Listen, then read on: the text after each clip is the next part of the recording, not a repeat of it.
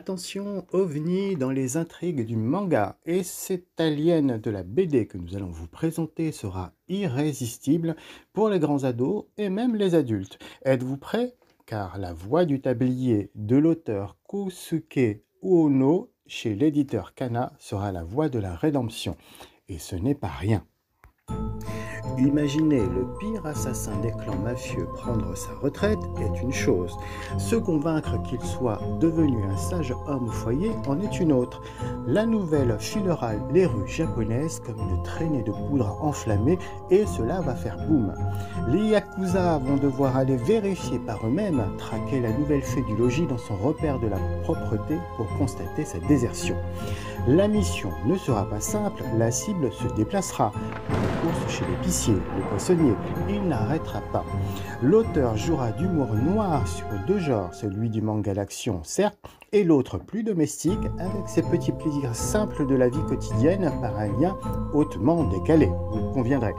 Le diable esthétique et graphique sera dans le détail des condiments alléchants, des intérieurs décorés dessinés, une précision d'orfèvre de l'auteur qui servira à la précision exigeante de l'ancien tueur qui traquera son nouvel ennemi, la poussière. Hop, hop, hop, on vous en dit plus et on vous donne notre avis. On a beaucoup aimé et on a aussi bien ri. C'est gros, énorme et pourtant cela passe. La trame de l'histoire est bien vue parce que notre culture cinématographique et littéraire nous le disent, on n'échappe pas à la mafia. Il aurait été plus simple de le laisser dans son coin, surtout s'il s'agit du pire des assassins. Eh bien non, chacun ira vérifier l'information. La nouvelle légende, Tatsuo, surnommé l'immortel, porterait le tablier et serait un homme au foyer. Les bandes rivales viendront régler le solde du compte de Tatsuo et en finir avec lui pour de bon. Même avec une première de couverture qui nous rendra la première impression physique de Tatsuo assez aiguisée et impressionnante, on ne s'attendrait pas à trouver dans cette série autant d'humour. Rien de grossier, ni d'exagéré, pas de chibi. Vous savez, une réduction des personnages dans le récit pour actionner des moments d'humour léger.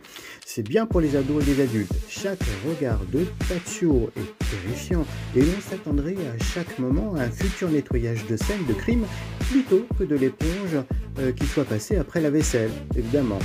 Avec cette base d'histoire se grefferont d'autres anecdotiques plus simples mais touchantes qui permettront de faire progresser le personnage de Tatsuo vers sa rédemption recherchée en aidant un peu ses voisins dans leurs soucis quotidiens. Si, avec Tatsuo, on vous permettra aussi un petit peu de tendresse dans son monde de brut. Les personnages. Les personnages seront aussi amusants qu'originaux dans leur démarche de couple de banlieue. Avec le passé de Tatsuo, l'harmonie nous semblera impossible. Comment reconvertir une bête sauvage en adorable petit château domestique? C'est un peu le propos du livre. Le passé de Tatsuo se heurtera à un vrai désir présent d'en finir avec les contrats d'exécution et l'émission de tuer. Et en avant le tablier et la serpillière à passer. Tatsuo va se laver, purifier à l'extérieur comme de l'intérieur. Tatsuo recherchera la quiétude d'un foyer doux et paisible. Oui, Tatsuo, l'ancienne immortelle, a rapproché les gants de boxe et n'utilisera les couteaux que pour lui jeter de bons petits plats à sa petite femme pour ses bento. Nous rirons de ses attitudes de froid psychopathe qui glisseront à chaque fois tranquillement dans un zen bienveillant, un rapport inattendu de charmants voisins qui vous offrirait des tartes, de vraies tartes, de la pâte et des fruits. L'auteur jouera de cela, laissant planer un doute, laissant supposer à chaque fois que Tatsuo puisse basculer d'un coup d'impatience et de colère, qu'il cède à ses travers, à l'impulsion meurtrière poussée à bout. Et puis, finalement, non. Les apparences seront toujours trompeuses et cela offrira de vrais sketchs d'humour. Son épouse est également amusante, douce à souhait, naïve, trop parfois presque à l'exagération, si opposée à ce que peut représenter son mari Tatsuo aux yeux de tous les tueurs du coin. C'est un mélange d'eau et de feu assez improbable qui fera toujours sourire. Le ton, l'ambiance et le thème de l'histoire.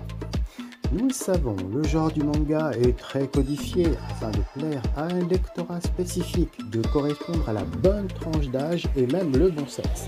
La série est à classifier, suivant les catégories de lecture manga japonaise, comme un seinen, c'est-à-dire un manga pour adultes masculins. Les seinen abordent des sujets plus complexes et les protagonistes peuvent parfois y être assez sombres, nous explique-t-on sur les réseaux wiki. L'auteur Kosuke Ono fera évoluer le genre avec une particularité humoristique noire assez jouissive. Oui, il y aura de l'action, de la violence, mais c'est inévitable pour les règlements de compte de la mafia, quelle qu'elle soit. Toutefois, l'auteur Kosuke Ono tournera autour de son thème mafieux avec plus de légèreté, sans revanche sanguinaire. Nous détecterons même une maturité excellente dans le traitement de son personnage principal masculin. En effet, tout en reposant sur l'image très virile du personnage, l'ancien Yakuza, l'auteur va offrir à ses lecteurs un homme bien de son temps, très moderne, qui partagera les tâches ménagères. Nous ne serons pas en Sicile, voici qui devrait plaire finalement au lectorat féminin.